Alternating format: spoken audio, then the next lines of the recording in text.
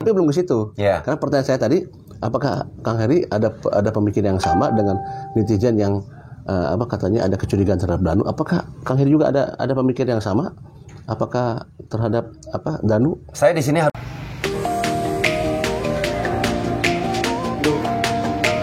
Assalamualaikum Bang. Pak, dan masih pemeriksaan Pak. Siap Pak. Mudah-mudahan lancar sehat. Pemeriksaannya sendiri aja Pak. Ya udah Pak, dulu nanti balik lagi.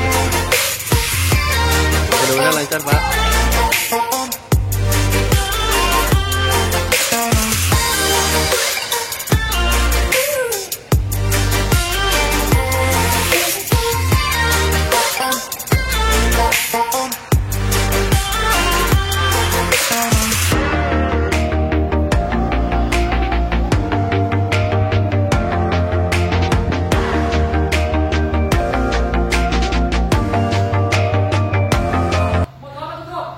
Enggak, itu siapa? Halo, assalamualaikum warahmatullahi wabarakatuh. Jumpa lagi dengan saya Freddy Sudaryanto di channel YouTube Freddy Sudaryanto. Seperti biasa, kasus Jalan Cagak Subang. Hari ini saya ditemani oleh Pak Ketua Kang Heri Susanto. Apa kabar? Baik. Alhamdulillah Bang Freddy. Kang Heri, kita langsung aja ya. Kang Heri, kalau kita lihat di media ya, banyak sekali komentar-komentar ya terhadap saksi-saksi ya. Baik itu kecurigaan apa segala macam gitu kan ya. Nah, yang pengen saya tanyakan itu adalah saksi Danu. Saksi Danu yang kita tahulah bahwa Kang Heri dekat dengan Danu ya, karena dari awal kan sudah dekat dengan Danu. Kemudian diberikan pendampingan hukum ya. Nah, saya pengen tahu sejarahnya dulu Kang Heri. Kenapa Kang Heri itu sempat memberikan pendampingan hukum untuk Yoris dan Danu? Barangkali bisa diceritakan. Jadi begini ya Bang. Yang pertama, sebetulnya saya itu hanya menjadi fasilitator saja sih. Iya. Jadi waktu itu saya ditelepon oleh Wak Lilis, yang dalam hal ini saya tahu beliau ini adalah kakaknya Ibu almarhumah Ibu Tuti Suhartini ya. Jadi atas dasar itu saya datang ke rumahnya, dan setelah di rumahnya saya diminta untuk mencarikan atau diminta tolong untuk bagaimana bisa mencarikan seorang pengacara untuk dapat memberikan pendampingan hukum kepada Yoris dan Danu waktu itu. Iya. Nah, tapi di dalam hal itu tentunya saya langsung melakukan komunikasi dengan Bang Taufan ya. Dalam hal ini sebagai presiden ATS untuk bagaimana bisa membicarakan hal ini, yang akhirnya terjadilah kuasa dari Yoris dan Danu waktu itu dan mendapatkan pendampingan hukum dari Bapak Ahmad Taufan Sudirjo. Seperti itu Bang. Alasannya? Alasannya sih sebetulnya kalau kita itu sudah terbenak, sudah ada di dalam hati, siapapun yang memerlukan pertolongan sesuai dengan apa yang kita bisa dan yang kita mampu, karena posisinya saat ini semua orang yang pernah dimintai keterangan untuk bagaimana membuat kasus ini menjadi terang benderang, itu statusnya menjadi saksi. Ya. Jadi siapapun yang waktu itu untuk dapat meminta pendampingan hukum, ya tentunya saya pasti bantu gitu loh Bang. Itu yang meminta Kang Heri atau siapa? Yang meminta kan saya bilang tadi Walilis. Walilis ya, oh ya, Walilis. Kang Heri sudah ditanyakan kepada Walilis apa alasannya Walilis sehingga meminta untuk pendampingan hukum? Ya itu saya tanyakan dong, karena dari awal kita juga sudah mendengarkan bahwa papahnya Yoris ini dan sesuai dengan apa yang kita dengar dari Pak Rohman, malah waktu di Polda juga saya sempat bertemu dengan beliau, sudah disiapkan pengacara memang untuk mendampingi Pak Yosep waktu itu, Bung Mimin dan Yoris kan, waktu itu. Nah jadi, tapi Yoris nggak mau. Tapi Yoris akhirnya tidak mau. Ya tentunya saya pasti kembali nanya kepada Walilis, kenapa nih sekarang tiba-tiba mau untuk mendapat pendampingan hukum? Ya kata beliau. Bukan mau, tapi kan meminta ke Kang Heri kan? Iya, maksudnya dalam arti mau meminta pendampingan hukum gitu loh. Ya, kata beliau ya intinya sekarang gua merasa perlu gitu loh. Ya perlu aja sepertinya saat ini untuk Yoris dan Danu perlu mendapatkan pendampingan hukum seperti itu. Nah, tetapi bukan dasar itu saja. Bagaimana saya bisa mengabulkan ya dalam hal ini mengkomunikasikan dengan Bapak Ahmad Taufan Sudirjo untuk dapat mendampingi Yoris dan Danu saat itu. Tetapi yaitu tadi, saya berpikir dalam pikiran kita adanya pengacara untuk dapat memberikan pendampingan hukum itu bukan menghambat proses pengungkapan kasus. Akan tetapi untuk bagaimana bisa membantu pihak kepolisian justru memudahkan untuk dapat mengorek keterangan dari saksi yang tentunya diharapkan dapat memberikan sebuah informasi yang tentunya informasi itu sesuai dengan apa yang dilihatnya, didengarnya, yang dialaminya, kira-kira seperti itulah. Oke. Nah, kemudian Kang Heri mengambil kuasa hukum atas lopum ya, Bapak Taufan. Itu kenapa? Kan di Bandung banyak kuasa hukum kan? Kenapa kok mengambil Pak Taufan? Apa kira-kira? Apakah ada kenal atau gimana sebelumnya atau gimana? Yang pertama begini, yang menjadi dasar pertimbangan saya mengambil kuasa hukum Bapak Ahmad Taufan Sudirjo, karena memang beliau ini bisa dikatakan sebagai sahabat saya, bisa juga sebagai guru saya. Saya banyak belajar dari beliau tentang persoalan hukum. Saya banyak belajar dari beliau tentang persoalan adab agama, karena beliau juga lulusan pesantren dari Gontor. Ya. Saya banyak juga beliau tentang entrepreneur, konsep kewirausahaan dari beliau.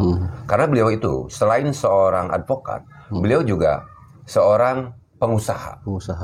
Ya, intinya kan seperti itu. Jadi intinya saya banyak belajar atas kedekatan itu, sehingga saya dalam hal ini kepikiran untuk kayaknya untuk kali ini lebih baik dikomunikasikan sama Bang Taufan aja nih. Ya. Karena memang saya sudah ada kedekatan emosional dengan beliau seperti itu. Sudah kenal berarti ya? Ya, sudah kenal. Sudah lama kenalnya? Sudah sangat lama sekali. Sudah sangat lama. Ya. Kenalnya di mana itu? Apakah di organisasi atau di pekerjaan atau apa? Awal sih di pekerjaan ya. Pekerjaan. Karena kebetulan kan saya juga suka membantu untuk mengurus bidang legal ya. Oh gitu. Misalkan adanya hal-hal yang diperlukan, misalkan terkait adanya untuk pengurusan proses legal sebuah perusahaan atau apa. Nah di situ kita bertemu, yang akhirnya kita banyak juga malah untuk dapat menyelesaikan pekerjaan yang tentunya menjadi progres kita seperti itu. Oke. Nah kembali lagi ke pertanyaan awal Pak Kang Heri. Kecurigaan dari sedikit ada kecurigaan lah ya, nggak banyak, adalah misalkan kepada saksi Danu ya. Nah saya bertanya, apakah Kang Heri ada hal yang sama juga atau pemikiran yang sama dengan beberapa netizen yang mencurigai Danu? Apakah Kang Heri mencurigai Danu? Apakah ada keterlibatan apa tidak? Begini dulu ya. Iya. Kita melihat dulu sesuai dengan apa yang Bang Freddy tadi sampaikan, termasuk saya yakin netizen juga punya kecurigaan terkait apa yang tentunya netizen lihat dari beberapa video konten kreator atau youtuber atau media yang lain yang sering mewartakan perkembangan kasus Subang ya, mengenai keterangan-keterangan saksi. Ya intinya kan teman-teman juga bisa melihat dari sisi gimmick, ya gestur atau dari cara instonasi nada bicara dan lain sebagainya kan. Jadi saya yakin dengan apa yang disampaikan oleh saksi, teman-teman juga sudah mungkin punya kecurigaan tersendiri. Oh, dari sekian banyak teman-teman yang melihat, pasti saya punya kecurigaan ke sini. Saya pasti kecurigaan ke sini, saya pasti kecurigaan ke sini. Dan bahkan saya pun yang konteksnya bukan saksi di dalam kasus Subang. Terkadang ada juga sih sebagian kecil netizen yang ada di komentar saya juga yang mencurigai saya. Itu wajar-wajar saja gitu loh. Mereka juga, semuanya juga kan istilahnya. Emang ada netizen yang mencurigai Kang Heri? Iya, memang pasti selalu ada gitu loh. Ada. Jadi selalu ada. Apa ada nih? Ada. Ya begini contohnya. Ada apa sih kok? Kenapa Kang Heri mau memberikan pendampingan hukum terhadap salah seorang saksi di dalam kasus Subang? Kan yang menjadi poin pertanyaan yang Bang Freddy bicarakan hari ini sepertinya itu kan?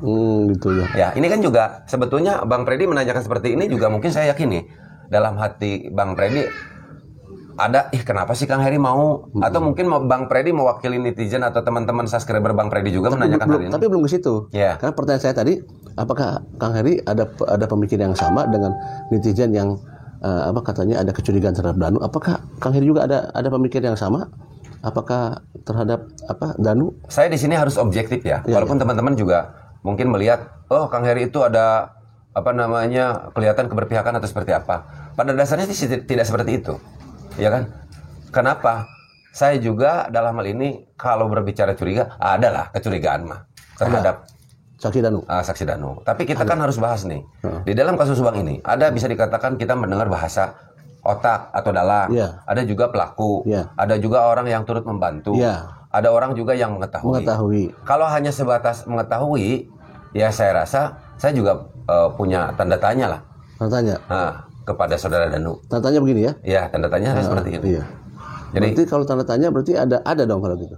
Iya, kalau tanda tanya itu kan ada yang kecil, ada yang besar, ada yang lebih besar. Ada yang lebih besar. Ada 3 ya? Hari yang mana? Yang kecil atau yang besar atau yang sangat besar? Iya, yang besar lah. Yang besar. Ya, berarti ada di tengah. Ada di tengah. Tapi dari yang besar kan ada yang lebih besar. Iya, artinya kalau di tengah kan bisa ke lebih besar, bisa yang kecil kan? Berarti bisa kedua-duanya kalau di tengah-tengahnya. Gimana? Bisa kedua-duanya kan? Kalau untuk persoalan bagaimana menyikapi apa yang sampaikan, saya rasa itu tidak usah bertanya lagi kepada saya. Saya yakin Bang Freddy juga sudah cerdas. Tapi kan saya cerdas misalkan ya. Tapi kan belum tentu juga yang mendengarkan kan gitu kan. Nah, jadi kira-kira dari tanya yang besar itu, ya biarkan saja nanti netizen, jangan saya menyimpulkan. Tapi kira-kira menurut Kang Heri nih, karena apakah ada potensi apa nih? Ke arah tadi mengetahui? Karena tadi kalau menurut saya, kalau untuk menurut saya itu adalah kira-kira untuk mengetahui. Kan ada aja kan gitu. Ya, ada itu, karena mengetahui. Ya itu kan berdasarkan asas praduga tak bersalah atas dasar selama ini menganalisa, melihat dari gestur segala macam tadi disampaikan ya. Gestur dari cara bicara, segala macam gerak-gerik gitu ya. Dan dugaan saya itu bisa benar, juga bisa sudah salah. Juga salah kan itu dugaan namanya juga. Asumsi kan. Kira-kira seperti itu. Jadi bisa benar, bisa salah 100%. Iya, teman-teman juga kan istilahnya atau bisa benar 100% juga. Gimana? Atau bisa benar 100%. Ya kita juga kan sering. Iya, maksudnya bisa gitu. Ya makanya saya jelaskan. Ini justru jelasan saya lebih apa yang Bang Freddy harapkan. Ya, apa tuh? Kita juga sering mendengar semua saksi terperiksa itu sebetulnya memiliki peluang atau potensi menjadi tersangka.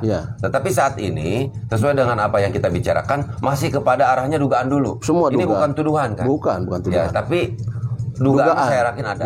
Seperti itu Bang Freddy. Atas dasar pengamatan kan? Ya pasti. Teman-teman ini melihat nih, misalkan dari salah satu konten terkait wawancara dengan saksi, mereka itu pasti melihat apa yang dia bicarakan, instonasi nada bicaranya seperti apa, gesturnya pada saat dia berbicara itu seperti apa, begitu. Dan bagaimana juga berbicara saksi dalam menyampaikan keterangannya itu juga menentukan intelektualitas saksi itu sendiri gitu loh. Ya. Jadi kembali lagi dari tanda tanya itu ada Kang Heri melihat potensi ke arah mengetahui. Sebatas ke arah mengetahui. Mengetahui ya. Ada atas dasar analisa tentunya kan, pengamatan dan sebagainya gitu ya. Oke, cukup di situ saja sebenarnya. Kan itu jawaban itu. Ada kecurigaan potensi ke arah mengetahui terhadap kasus Subang ini. Iya, ada kecurigaan saya. Wajar-wajar saja kalau curiga. Wajar kalau curiga ya. Tetapi kan itu tadi kecurigaan itu bisa benar dan bisa salah. Seperti halnya teman-teman ada sebagian kecil yang memang yaitu tadi ini ada hubungannya dengan apa yang Bang Freddy tanyakan. Kenapa nih Kang Heri itu kan Kang Heri bersedia untuk memberikan pendampingan kepada Danu saat ini ya. Saat ini. Jadi itu tadi jawaban yang lebih jelasnya, adanya pengacara itu bukan untuk menghalang-halangi, bukan untuk membuat yang salah menjadi benar, membuat yang benar menjadi salah.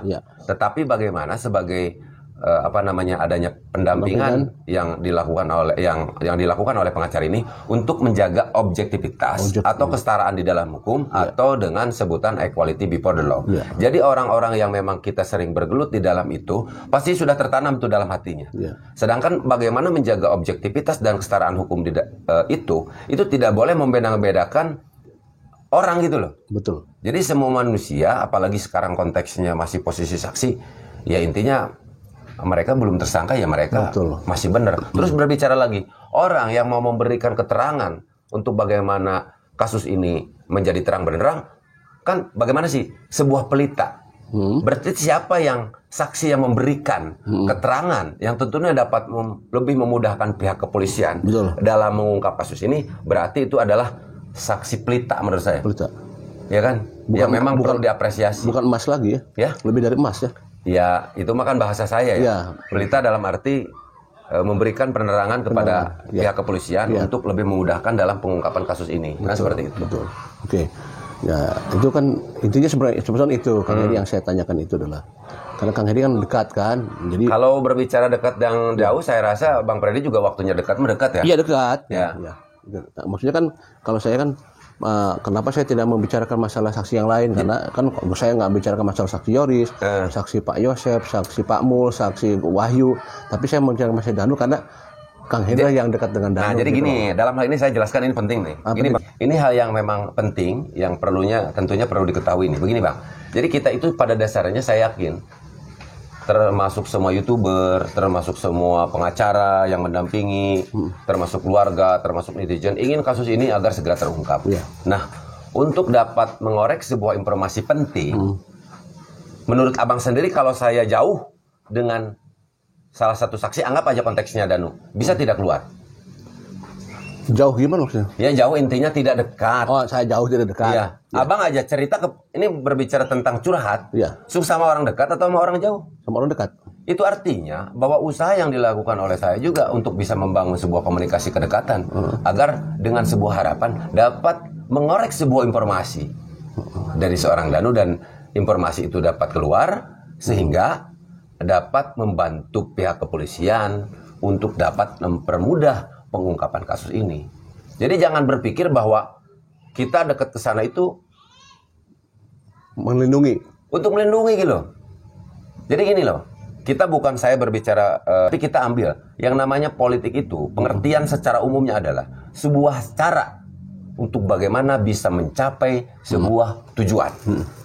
Kalau seandainya kita semua sepakat bahwa pengungkapan kasus ini yaitu tadi membutuhkan keterangan saksi, otomatis kita itu harus bisa membangun emosional yang bagus, pendekatan yang bagus. Terkadang kan dia itu bingung, ketakutan atau apa. Kalau kita memberikan ketenangan, kenyamanan, siapa tahu dengan sebuah harapan dapat memberikan informasi. Kalau seandainya merasa itu sama kita langsung menjustice bersalah, pasti ada penolakan. Pasti ada penolakan. Susah sekali untuk bagaimana kita bisa mengorek sebuah informasi. Jadi mungkin kesimpulannya mungkin begini. Pada saat kita mau masuk ke kandang macan, maka kita harus dalami dulu sifat macan. Iya, kita itu harus pelajari dulu. Dia itu makannya apa ini? Dia itu kalau dia jinaknya kira-kira di jam-jam berapa ini? Ya kan? Apakah misalkan dia harus mencium bau bawang putih dulu atau mencium bau apa dulu? Jadi kita harus mempelajari itu. Dan kalau kita tidak masuk ke situ, maka kita itu tidak akan sesuatu yang apa yang kita inginkan itu tidak akan bisa tercapai. Jadi saya tidak masalah kalau seandainya ada sebagai netizen yang memberikan tanggapan bahwa saya Danu loper kayak atau seperti apa, kan begitu. Tapi setidaknya saya bismillah, innamal a'malu binniyat kalau kata Bang Topan, dan hakul yakin usaha dan upaya yang dilakukan kita dalam membantu pihak kepolisian untuk pengungkapan kasus ini akan sesuai dengan harapan. Jadi masuk ke kandang macan harus tahu sifat macan. Ya, kita berbicara tentang sosial ya. Ya, contoh itu ya. Sosial, kemasyarakatan. Karena itu juga bagian daripada FISIP ya, Fakultas Ilmu Sosial di Politik. Ada itu pasti dipelajari. Jadi begini. Jadi kita itu kalau bahasa Sunda, orang Sunda bilang pindah cai, pindah tampian. Jadi kita itu harus bisa menempatkan diri kita itu sesuai dengan tempat di mana kita berada. Dari sisi bahasa juga, saya tentunya akan berbeda loh. Manakala saya berbicara dengan orang yang misalkan kaum intelektual, saya juga harus menggunakan bahasa yang seperti apa. Jadi itulah namanya memposisikan gitu loh Bang Freddy. Memposisikan diri. Adaptasi lingkungan. Gitu. Menyesuaikan. Seperti itu. Jadi kalau misalkan kita langsung menjustice bahwa itu orang bersalah, jangan dekati. Gak bisa dong. Iya, kita kan punya cara masing-masing. Silakan aja Anda melakukan apa yang Anda lakukan dengan cara Anda. begitu juga saya akan melakukan dengan cara saya. Jadi, dan saya tidak menganggap bahwa cara yang saya lakukan itu benar. Betul. Kalau ada yang mengomentari itu salah, itu wajar. Iya. Seperti itu. Terus kemudian ini masalah tadi kan sudah disampaikan oleh Pak Heri ya. Jadi saya paham. Nah, kesimpulan terakhir. Jadi untuk saksi Danu, ya, kira-kira menurut Kang Heri bagaimana? Kan saya itu tadi sudah sampaikan bahwa kalau yang namanya kecurigaan, saya sendiri juga tentunya ada sama seperti netizen, didasari dengan asas praduga lah, kan seperti itu. Tetapi tidak cukup dasar kecurigaan kita saja untuk kita bisa menjustis bahwa Danu ini terlibat, tidak.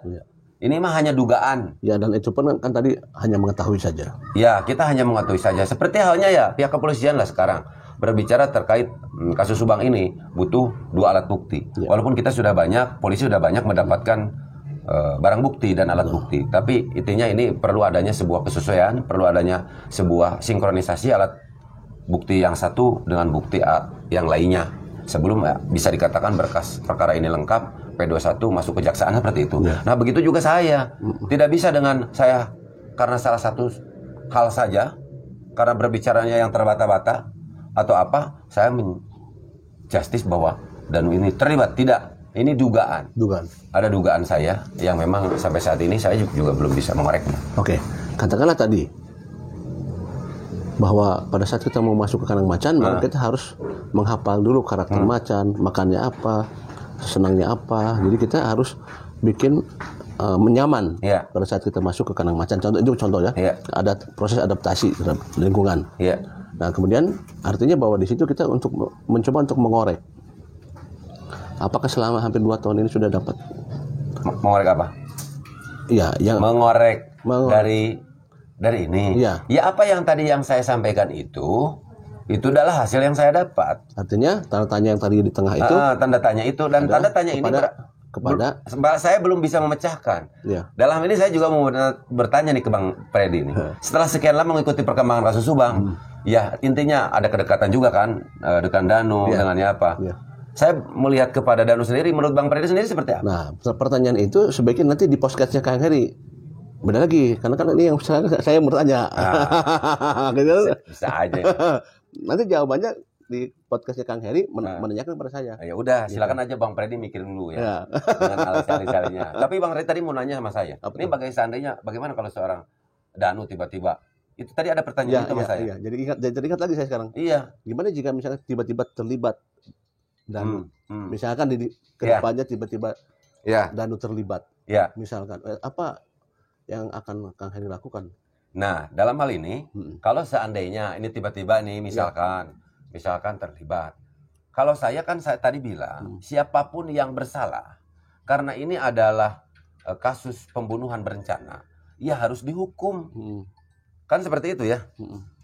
Jadi, siapapun nanti yang bersalah, ya tentunya ya harus mempertanggungjawabkan. Nah, itu adalah sebuah konsekuensi yang harus dia diterima, siapapun itu yang salah. Ya, pasti. Masa mau menolak? Ya, itu tadi, jangankan saya, Bang Topan sendiri pun dalam hal ini sebagai kuasa yang menerima kan pastinya. Intinya menerima, tapi akan memperjuangkan. Bukan berarti untuk membuat menjadi tidak bersalah, tapi setidaknya untuk menjaga objektivitas dan kesetaraan di dalam hukum. Itu aja. Maksudnya adalah kalau misalkan dari segi hukuman, yang hukumannya misalkan sekian tahun, berusaha untuk bisa dengan segala objektivitas menjadi mengurang gitu kan. Ya intinya kan contoh seperti itu ya. Hukum adil itu bukan sama rata, tapi adil itu memberikan sesuatu sesuai dengan porsi dan kapasitasnya. Nah, sekarang kalau berbicara nanti sanksi hukumnya, misalkan dikaitkan dengan aturan, misalkan yang otaknya atau dalangnya yang pelaku, yang turut membantu atau orang yang mengetahui, ini kan klasifikasinya berbeda. Nah, adanya pengacara di sini, misalkan tadi terjadi, ya intinya agar ya itu tadi lebih objektif aja dalam menegakkan supremasi hukum. Ya, apakah dia diperintah ataukah dia memang sengaja sendiri? Kan nanti kan itu bisa diupayakan ke arah sana ya. Ya intinya Kira-kira seperti itulah. Iya. Intinya tetap kalau yang namanya pengacara mah akan berjuang untuk bagaimana, sekali lagi bukan untuk membuat menjadi yang bersalah menjadi tidak bersalah, tapi setidaknya yang bersalah itu mendapatkan hukuman sesuai dengan apa yang dilakukannya dan mendapatkan putusan hukum yang seadil-adilnya. Seperti itu aja. Siap. Kayaknya cukup nih Kang Heri. Ya. Sudah panjang nih kita. Ya. Jadi terima kasih Kang Heri nih. Sama-sama Bang Freddy. Mohon maaf. Apa Saya juga kepada teman-teman semuanya nih, apabila ada jawaban dari saya yang memang tidak cocok atau tidak berkenaan dengan hati teman-teman semuanya, itu karena kebodohan saya. Demikian kita ngobrol santai dengan Kang Heri seputar jikalau Danu terlibat. Assalamualaikum warahmatullahi wabarakatuh. Waalaikumsalam warahmatullahi wabarakatuh.